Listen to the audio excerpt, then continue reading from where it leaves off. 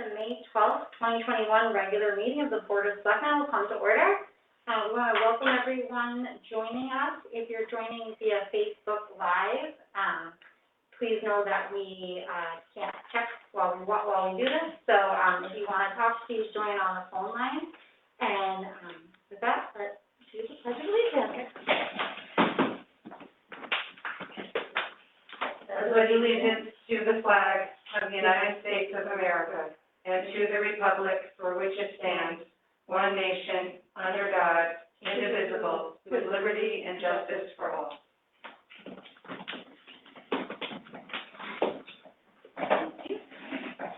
Can I get a motion to approve the regular meeting minutes of April 28th, 2021? So moved. A second.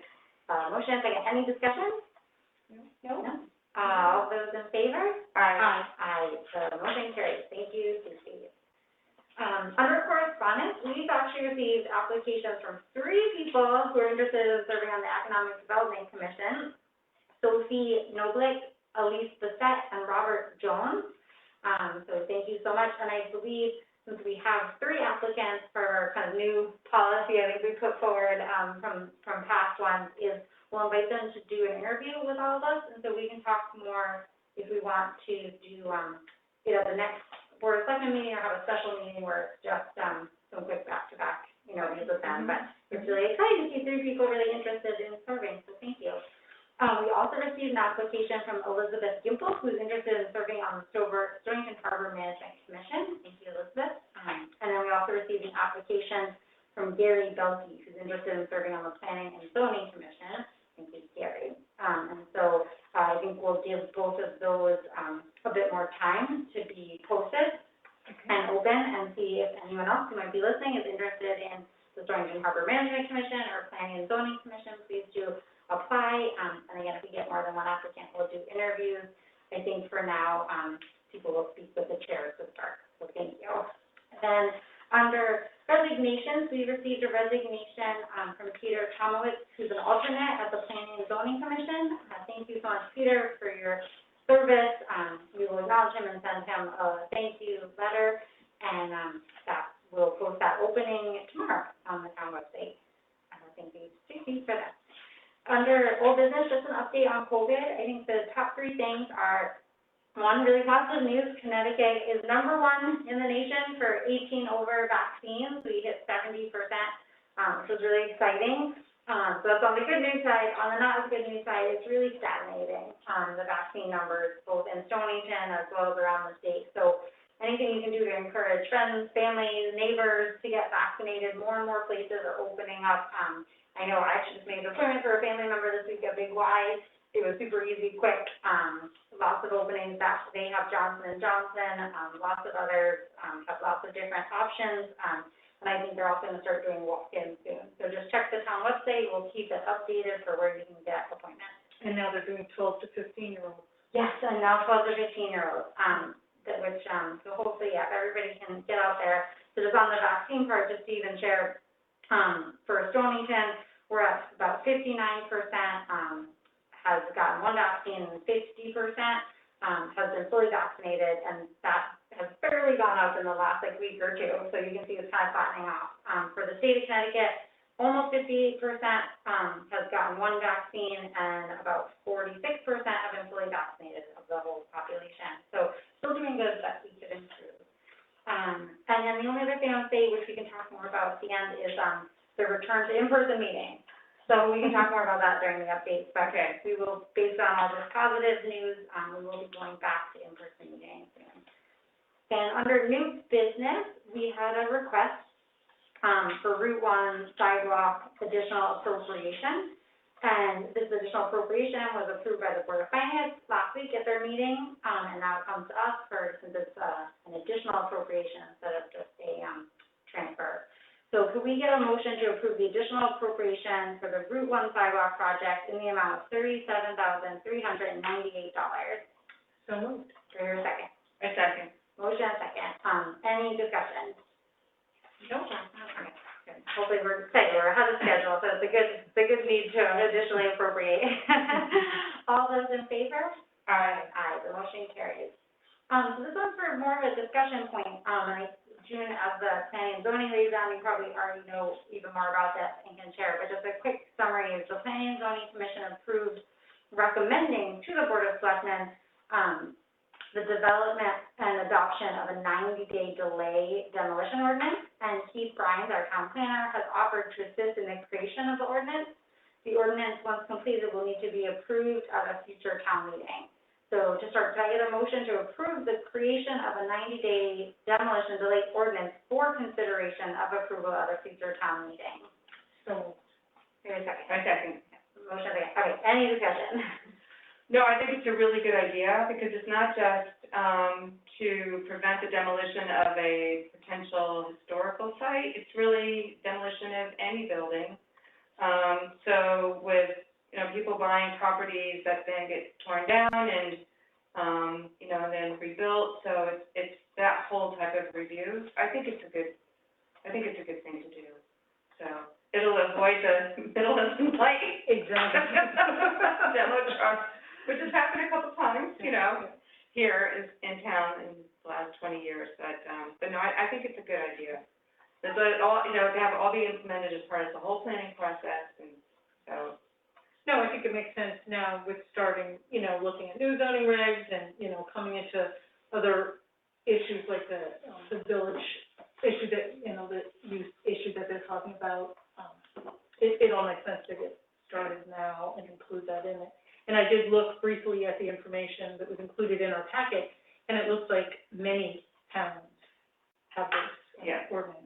Yeah, totally, yeah, and I think legally you can go up to 180 days, so it seems like a good balance. Yeah. It's not, as, 180 days seems like it might hurt potential development, but obviously nothing can also hurt, historic or just regular properties. So I think the 90 days seems like a good compromise.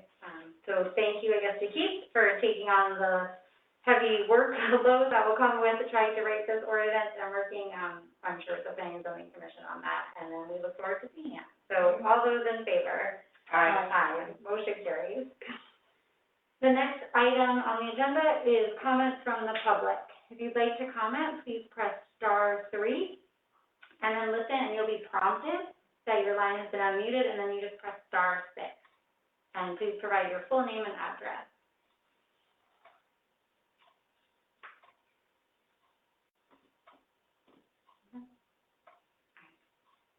And as a reminder, you can also book a meeting anytime, or reach out if you want to talk with me, or Deb or June. We're happy to do so.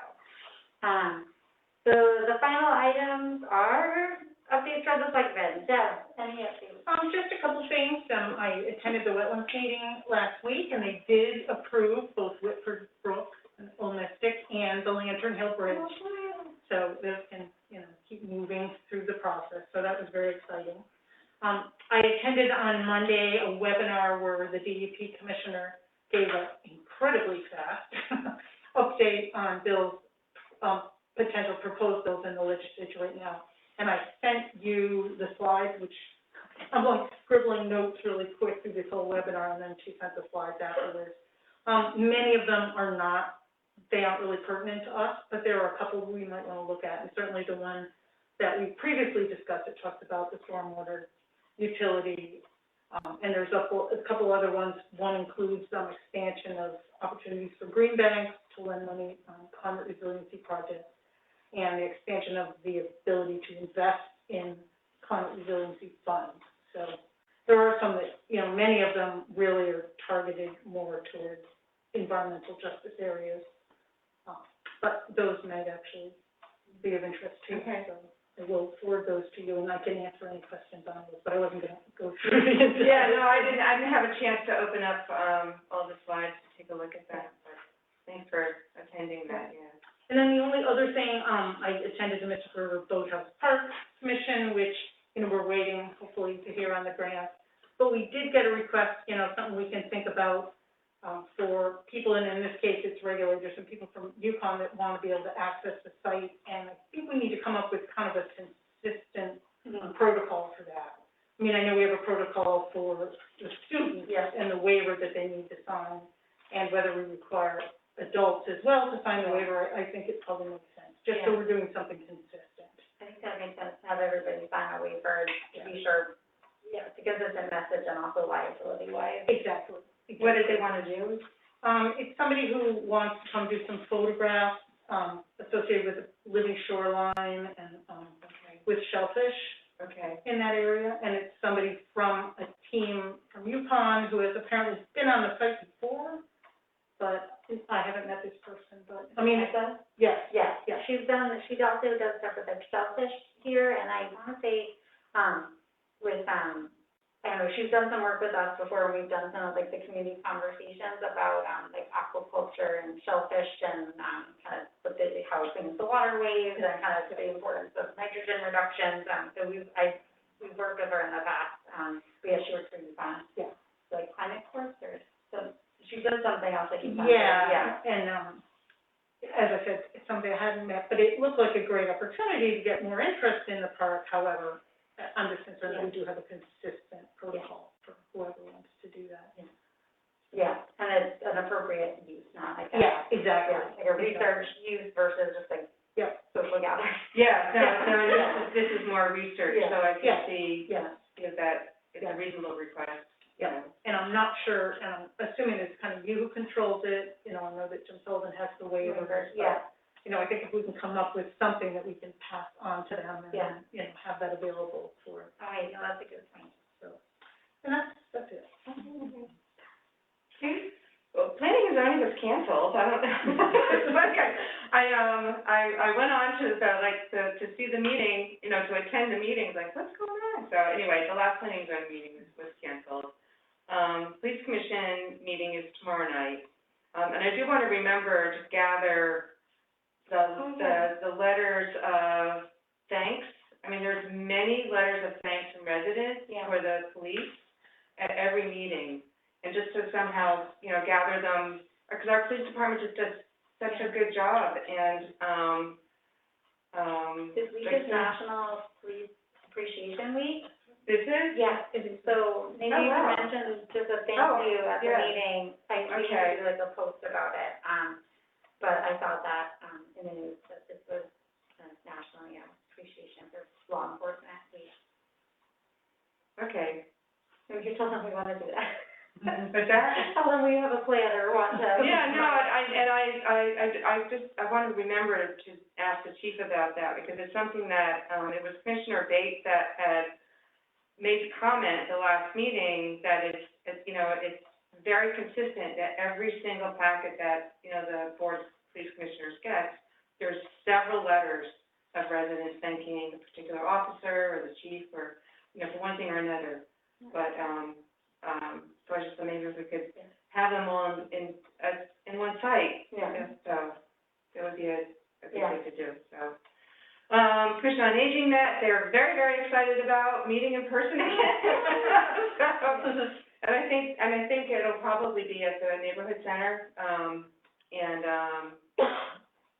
I think that's really all I have, and I attended the Board of Finance meetings, and so I know we're doing all right. As far as the towns, the budget that passed, but also with, funds being returned back with, with all the different departments not using everything. I think, the police department has got $200,000 that they didn't use last year. But every department consistently gives back money if they're not gonna use it, so. They're very good at that. Yeah, very good at that, so. Okay. That's great. No, I'll keep my updates super short. Mostly I just want to talk about the return to public meetings. So we reached out this week to every single board and commission, task force. We were still waiting to hear back from a few, but basically asked, letting them know, as of now, the governor's executive order is expired. So starting May 20th, if they're not extended, which I think almost every mayor and first selectman has been asking, we haven't been able to get clarity yet, if that executive order will be extended. So if not, then, technically, May 20th, it's no longer legal to have virtual meetings. You need to be back in person. So we're saying we might be overthinking it, and maybe it will just get extended, but we wanted to plan in case it doesn't, and since we have been working on this for months anyways to come up with a plan, we kind of had something already in place.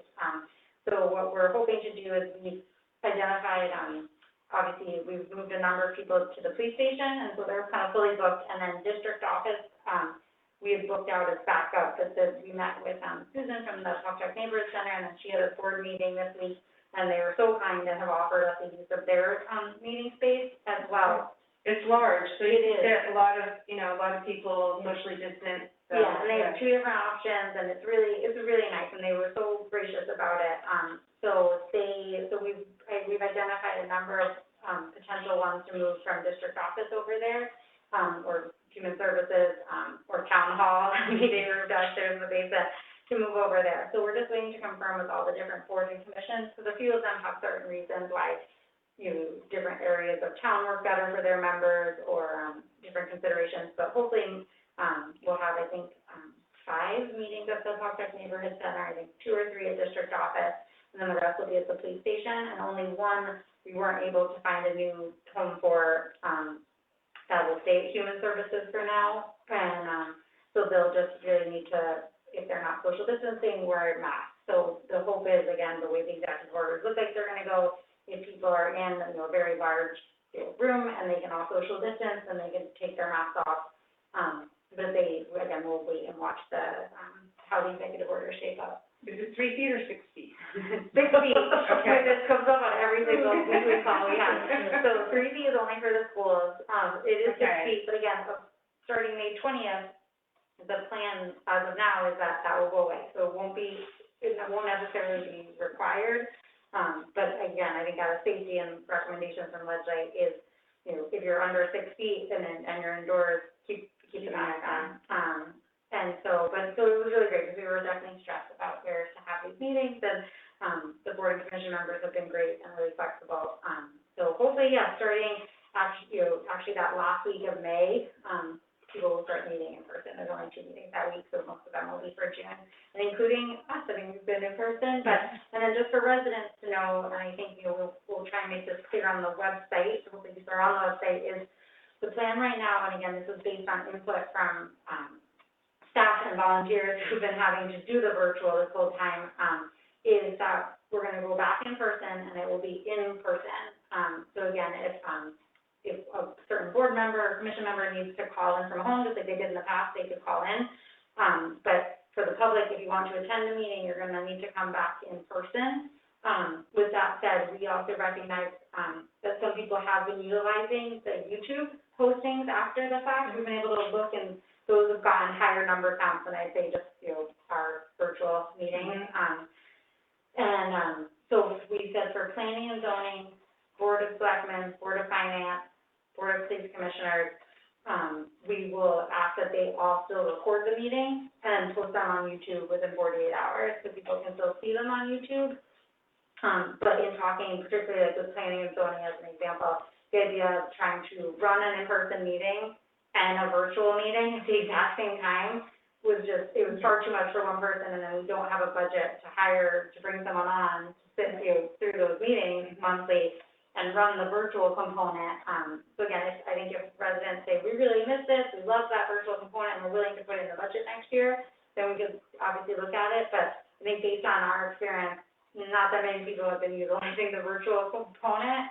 Again, the YouTube a little bit more, but not the, You're talking about the YouTube on live. Yes, so on the Facebook page? We have a town YouTube channel where we post every single meeting that's recorded, and then you can see how many views it has. It's not necessarily individuals, but how many views it has. So that's gotten more views than we say just looking at who's participated in a live virtual meeting. It has been, sorry, all that high. So, that's our plan for now, but we're open to feedback, obviously, from residents.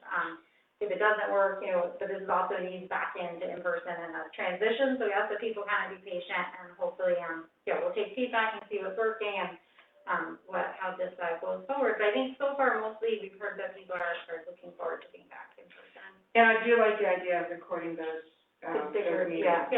Yeah, because there's always something there's always something that's missed in translation, with respect to the minutes, and if you can go back and actually hear it, I thought those are the big ones that were having the regulatory authority. Or the Board of Ed reports, they've been doing that for a long time.